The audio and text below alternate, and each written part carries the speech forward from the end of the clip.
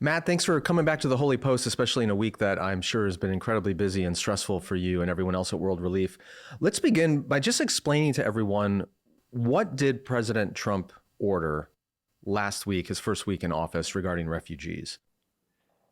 He ordered a lot that impacts refugees and other immigrants as well. The most significant thing, and one that frankly we were expecting, was on day one of the second Trump administration, President Trump ordered the suspension of the U.S. refugee resettlement program. So, and it was to go into effect on January 27th. So it is now in effect.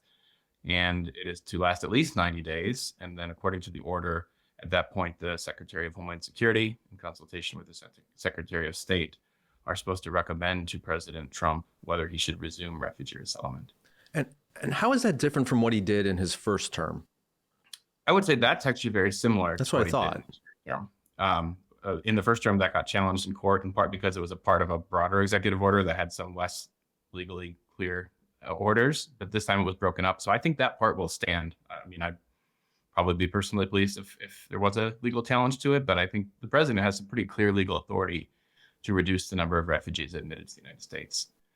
But the second dynamic that actually hit us last Friday, at least as we're speaking, was a further order. And this is actually part of an executive order on realigning U.S. foreign assistance. So we've been paying attention to that, very concerned about the impact of that order on the work that we have in other countries around the world, partnering with the U.S. Agency for International Development. Frankly, it hadn't occurred to us that anyone considered the U.S. refugee resettlement program to be foreign assistance. But under that order, we were given instructions at World Relief as of late Friday afternoon to stop all work on any sort of on the refugee resettlement program that we've been partnering with the federal government on since the 70s. So this is looking not just forward to refugees who won't be allowed to come in the future. This is telling us that for the roughly 4,000 individuals who across our network we've resettled in the last 90 days, who the State Department is committed to provide, most importantly, housing, and then other basic needs like food and like a case manager to help them move quickly to self-sufficiency so they can cover their own rent and other expenses. We were told that we would not be reimbursed for those expenses. Okay, so I want to make sure people understand what's going on here, because obviously the federal government is a huge bureaucracy. It makes decisions all the time. And unfortunately, some of those decisions inadvertently affect and harm people in the system, caught in the system. And it's not intentional, it's not deliberate. It just is what happens when you're dealing with a huge bureaucracy. This, however, is different. Explain as quickly as you can, what does the refugee resettlement program through the federal government, through the State Department, look like? When someone is in another country and they're a refugee, how do they end up in the system? And then what does our government commit to do for them? And how has this order disrupted that? Yes. So I think it is really important. Obviously, I've been on here on the Holy Post talking about issues at the border in the past, and those are really important. This is a totally separate conversation. Right. Refugee resettlement is a legal process. It actually has its legal basis in a law signed by President Carter back in 1980. And that law actually gives the president the authority to set the ceiling, the maximum number on how many refugees are allowed into the United States each year. It also defines what a refugee is. It's someone who has fled their country because of a well-founded fear of persecution, specifically on account of their race, religion, political opinion, national origin, or social group. So, for example, religion is an important one there. Of the 100,000 refugees resettled last year into the United States, about 30,000 of them are Christian refugees from the countries where Open Doors says that Christians face the most severe persecution in the world. And so how this works is someone flees their homeland. They're in a second country. So this could be an Iranian fleeing to Turkey. It could be someone who's Burmese fleeing to Thailand, someone in Ukraine fleeing to Poland, lots of Afghans who fled to Pakistan, Venezuelans in Colombia. In that second country, most of the time they register with the United Nations Refugee Agency, the UNHCR. Sometimes it's a direct referral to the US government. And then the U.S. government, whether they will take referrals from the UN, but they also verify everything independently. An officer of the United States government individually considers cases. It's a very small share of the world's refugees who get considered for refugee resettlement. So in the high times of the Biden administration, it was 100,000 at most, but there are roughly 37 million refugees in the world. So you can do the math on that. We're talking in the neighborhood of 1/4% of the world's refugees who got selected last year. And they go through a very thorough vetting process. that takes months to complete. There are individual interviews. There's lots of biometric checks, health checks as well. And then if they are confirmed, they schedule flights. They actually have to repay those flights, but they paid for them up front. And that's when World Relief comes in and other resettlement agencies. We're basically told, hey, we've got a family of 5 from Afghanistan arriving at O'Hare on this date at this time. Will you confirm that you will be there to pick them up? And we also confirm that we will have housing available for them. We start at that point reaching out to our church partners to make sure that we have that apartment furnished, that we ideally have a team of volunteers, what we call a good neighbor team, to relationally surround that family well beyond that first 90 days, but for a longer period of time. But the way this has always functioned, again, going back to the informally the 70s and very formally since 1980, is that it is a public-private partnership. So the government pitches in so the most basic expenses, housing primarily, for those first 90 days. World Relief contributes some with private contributions from churches and others also, but our main contributions are actually after those first 90 days and in terms of volunteers and in-kind donations. And the part of that that's falling apart right now is the government has said, after the fact, for refugees who've already been resettled, again, about 4,000 people, they will not be covering those expenses. Yeah, so okay. We are this is the scrambling to make sure they have housing. This is the part that I find just so infuriating, and that is, these are not people who arrived at our border who are seeking asylum. We've talked about that before. These are people that the federal government vetted and recognized they have a legitimate threat against them, and they're legitimate refugees. And then among that huge pool of global refugees, the United States decides which ones do we want in our country. We invited them in. We invited them in. You've invited someone into your home willingly. You've checked them out first. And the federal government said, for the first 3 months that you are here, we will cover your expenses to help you have the time to find a job, to find community, find employment, to get your feet under you. We will commit to support you for 90 days in housing and some other things. And I can get it if Donald Trump came into office and said, you know what, I don't like this program. I don't like how many refugees we're letting in, and we're going to severely cut that, even end it. But he didn't just do that. He took the people that we already said yes to and are already in the system and are already financially dependent on the federal government for that 90 days of assistance, and just pulled it back and pulled the rug out from under them and left them hanging with nothing. What explanation have you heard for that approach? Because on the surface, it just sounds cruel. If people knew that they were going to get no assistance, they may not have chosen to come, but they came because the government promised to help them. Right. What explanation have you heard as to why they decided on this policy? Yeah. I think the biblical principle here is let your yes be your yes and your no be your no. And our government said yes to a very relative small number of refugees around the world. And World Relief said yes, presuming that we would be able to bring together our private resources with these governmental resources to serve these families well. And we have a really good track record of serving people really well. The interesting thing is the rationale for this, at least I should say the rationale for shutting down refugee resettlement overall in that first executive order cites these communities in places like Springfield, Ohio, or Whitewater, Wisconsin, or even in Chicago, where a lot of asylum seekers from the border have arrived, and cites some real challenges with a large number of people showing up and not having adequate support to integrate into a community.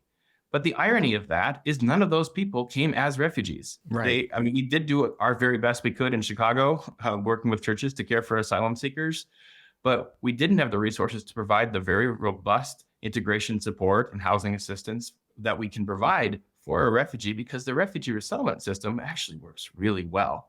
It is a model of how to help immigrants integrate into a community and become economically self-sufficient and net contributors in a fairly short period of time, because they get that relatively small amount of assistance up front. So to me, the rationales that I have heard, and then beyond that, why to look backwards, we've had very little communication with the US government on this. We've, of course, sought that and continue to seek that, and would love for them to tell us we misunderstood what is a fairly clear order to stop work immediately as of last Friday afternoon. But honestly, I'm concerned that we will actually see challenging situations of people not able to integrate nearly as well if we're not able to support them. And my hope is actually that if that was the goal, to show how this system doesn't work by pulling away the fundings very abruptly, that the church steps up in a really profound way so we can continue to serve people who have already been resettled and keep our commitment to them. And we've already started to see that, and we're thankful for that. Yeah, we're gonna get to that in a few minutes, but I want to keep the focus right now on the rationale behind this policy.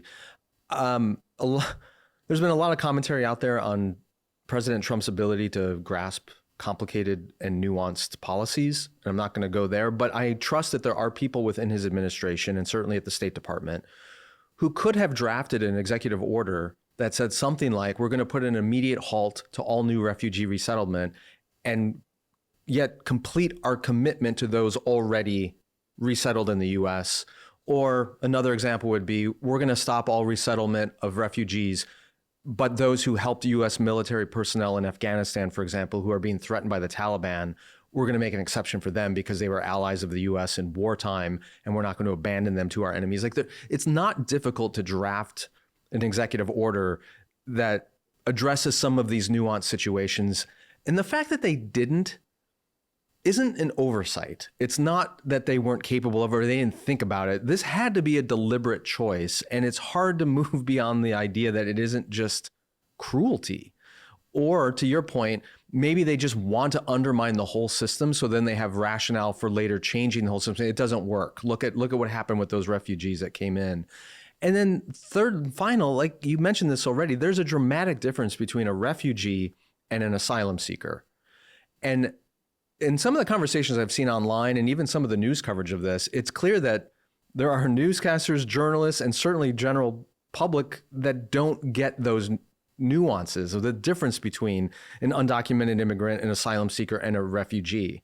And they're very, very different. They have different legal statuses, and the outcomes of those situations are very different. But by lumping them all together as just immigrants are bad and dangerous, you get these kind of really inhumane policies. I'm not asking a question. I'm just venting a little bit. But I'll let you say all the things. But so let's turn then now. What are the options in front of you as World Relief and us as Christians who care about our neighbors, including our recently settled refugee neighbors? What can we do in this moment to help these folks? Yeah. You know, the scripture passage that I feel like the Lord has really put on my heart the last week is in Ezekiel 22. It says in verse 29, the people of the land practice extortion and commit robbery. They oppress the poor and needy and mistreat the foreigner, denying them justice. I looked for someone among them who would build up the wall and stand before me in the gap on behalf of the land, so I would not have to destroy it. But I found no one. And I've really been compelled that now is the moment for the church to stand in the gap. Historically, this has been a partnership between the U.S. government and faith-based organizations like World Relief and lots of local churches. Right now, it might need to be all faith-based organizations and the church and individual volunteers and donors. And GAP also works as a pretty good acronym of what we need people to do. So giving, we between the effects on our U.S. resettlement program, those 4,000 refugees, and then a couple more million impacting very vulnerable people internationally, we're facing a hole of about $8 million of World Relief that we weren't planning on a week ago. So giving is really important. People can do that at worldrelief.org/stand on that theme of standing in the gap. Advocacy is very important. I don't, unfortunately, have a cell phone number for President Trump or Vice President Vance. We've gone from Pence to Vance. It's been a long week, and I don't know the vice president. I'm like those people on the Tonight Show who are like, "Who's the vice president?" And I work in policy, and I don't know. Vice President Vance or Secretary of State Rubio. But frankly, I do know that there's a number of senators who do have Senator Rubio's or former Senator Rubio's cell phone number, and a lot of them are probably concerned about this. So reaching out to members of Congress is, even though they don't necessarily have all the direct authority here, they do have some authority, and they certainly have an oversight function. And I think if, especially frankly, on the within the president's own party, they're hearing you went too far on this one, perhaps they'll step back. And by the way, I do think that this isn't just Democratic voters who they'll have offended. I mean, we've done polling with Lifeway research that 70% of evangelical Christians believe the U.S. has a moral responsibility to receive refugees. 90+% think we should have secure borders as well. Those things are not mutually exclusive. Right. To have functional legal processes for people fleeing persecution and to have secure borders. So advocating with Congress, we also have a statement that I know a number of people from the Holy Post community have already signed, really encouraging President Trump, really appealing to his own statement, saying that he values legal immigration, that he wants to stand with persecuted Christians, to to resume the refugee resettlement program. So that statement's on our World Relief website if you click on the Advocate tab as well. And then the last piece is prayer. And honestly, like, I have spent a lot of time praying certain psalms in the last few days because I don't have a great strategy for solving this situation. My biggest prayer, honestly, is that the church would step up in such a profound way that not only would it allow World Relief to keep our commitments to those we've already resettled, and I mean, some of the situations internationally, I mean, we're literally talking about like nutrition programs for children under the age of 5. Like, these are very serious questions, and we're hoping that some of those will be told at some point that they're exempt, but we haven't necessarily had that communication now. So praying for those who are affected, but also praying that the church would step up so dramatically, not only that it would meet those huge gaps, but also that it would send the political message that if you your impression was that evangelical Christians and other Christians, many of whom voted for President Trump, of course, would be fine with this. That was actually an incorrect political assessment. Christians have nuanced political views, and we do want secure borders, and we do want order at the border. But we also want people to be treated humanely. We want to see human life protected, including those facing incredible humanitarian crises around the world. And we also want to see our country keep its commitment to refugees who've already been resettled after fleeing horrific situations overseas, including many of whom are persecuted for their faith in Jesus. Okay, so you mentioned give to help World Relief fill in that gap that the federal government has now created. Advocate, both by signing on to some of the statements on your website, but also contacting their representatives and senators directly and expressing this, and obviously prayer. On the advocacy part, I don't know what the views are of everyone listening to this or engaging with the Holy Post community. No doubt there are some who are very, very progressive on their views of immigrants. There may be some who are very conservative, who are like, build the wall, stop immigration, deport everyone who's undocumented.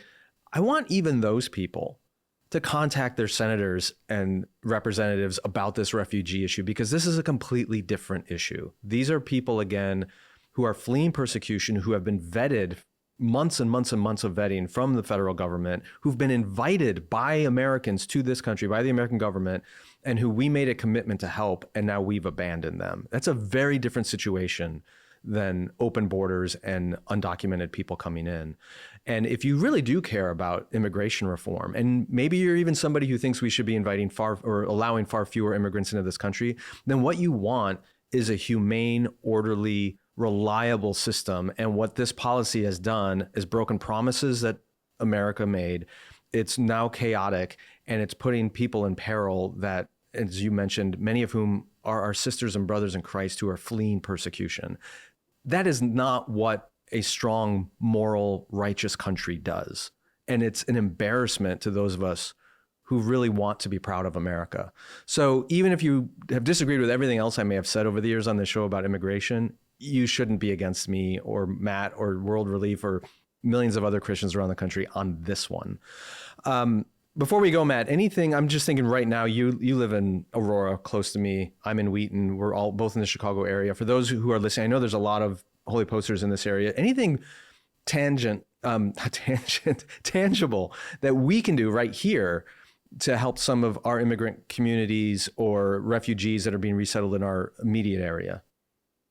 Yeah, I mean, if there was an S to add to that acronym of GAP, it would be service. And that is to say, the last thing I want people to hear is, well, World Relief doesn't need volunteers anymore. Because we actually have resettled a lot of people in the last 3 months. And our commitment is to serve them, well past those first 90 days. We need volunteers from local churches standing alongside them for the long haul. And that's true here in the Chicagoland area. We have well over 100 people among those 4,000. In Texas alone, we have almost 500 people in our 3 offices in Texas. And we continue to need volunteers. And frankly, then we need the cash to keep our volunteers coordinators employed because it takes a little bit of coordination. There's been rhetoric for a long, long time about people who say the federal government or the government in general shouldn't be involved in all kinds of things. They shouldn't be doing welfare. They shouldn't be doing insurance. They shouldn't be doing refugee resettlement. That's the church's job. The church should be doing that. Okay, well, here's your chance. The federal government has just abandoned its commitment financially to this thing. And it's an opportunity for very conservative, church-minded Christians to go, okay, We'll take it from here. We will step up and fill this gap. So I hope you're right. I hope we do see that happen in the church right now, and that attempts to use immigrants and refugees as a convenient bludgeon politically, because they're not voting, they're not citizens, and they seem to be neglected by so many. I hope that the message gets sent that we Christians will care, and we will step in and we will do what's right, even when our government that we've elected won't. Yeah. If I could add one thing, I think it's especially relevant here in Chicagoland, but around the country. And I heard Gabe Salguero on here not long ago saying similar things. But while the refugee issue is quite separate from broader questions of immigration and borders and people who may not be here lawfully, there are also some really concerning things affecting immigrant congregations right now. And there's lots of that here in Chicago, or at least rumors. The new administration actually withdrew guidance that said that ICE shouldn't conduct an immigration raid during a church service, right, except for in unique circumstances. So they already have the authority. If there's a public safety threat, if a terrorist runs into a church, there was a means for ICE to have that authority to go into a church. And they should have that. We want them to protect the public safety. But we don't want them just showing up and standing outside of a church on a Sunday morning. I go to a Spanish-speaking church where I know there's a lot of fear around whether I should go to church or not. And frankly, our government shouldn't be doing anything to deter people from going to church. We want people to hear the gospel. We want them to be discipled, to be more like Christ. And most of our strategy for doing that is in particular facilities on Sunday mornings and Wednesday evenings. And it's a really concerning infringement upon religious liberty, in my mind, for the government to take this action. I read one report today, it seems credible, in the Atlantic Journal-Constitution, of at least one person being apprehended at church last Sunday. And a person from Honduras who had sought asylum at the border, had been checking in with ICE as required, who's now work authorized because he has a pending asylum application, and he was picked up at church. And his wife and his children are, of course, devastated. And there's no indication that he had a criminal history. Those dynamics are also very upsetting to us, and something the church needs to be ready to speak into. I'm sure you recall that during the pandemic, there were a lot of people who were furious when the government, both state, local, and federal government, issued instructions for churches to not gather. And people thought this is the government persecuting Christians, preventing worship. And there was a lot of Christian leaders who defied that order and said, we're going to worship anyway, we're going to gather anyway. Where's the outrage over this? The federal government saying, we are going to possibly raid your worship service in order to arrest people who are undocumented. And it sends a chilling effect that's going to scare people away from gathering for worship. It's just the ability to see one as problematic and the other not is just kind of bonkers to me. Yeah. I mean, I would say, I think it's, the irony is, like, I have talked to church leaders who are asking, should we do online only services? Is that the way for us to protect our people? Which was one of those things in COVID that was controversial. Was that even really church? If you sat in your living room and watched a video screen. I will say people are speaking out. I want to accredit, we did a letter at World Relief with our partners at the National Association of Evangelicals and the Ethics and Religious Liberty Commission of the Southern Baptist Convention, the National Latino Evangelical Coalition, and others. But I actually really valued Walter Kim, who I know has been a friend of the Holy Post. He said this in our press release. He said, police in authoritarian countries routinely enter churches to arrest believers. Thankfully, the United States has been a beacon of hope for those persecuted for their faith and for the freedom to worship peacefully. We should continue this life-saving tradition, and we should not dishonor this proud legacy by allowing government agents to enter church buildings in America seeking to deport immigrant believers. So Dr. Kim is saying the right things. We need some more Christians to echo that and for our government to hear it. Another thing to contact your senator or representative about and express. Again, you may have very, very conservative views about immigration and including undocumented immigrants, but the idea of raiding churches during worship should be a line we don't cross in this country. Matt, you've been on the show a lot over the years. I anticipate we're going to have you back more frequently as these new events unfold.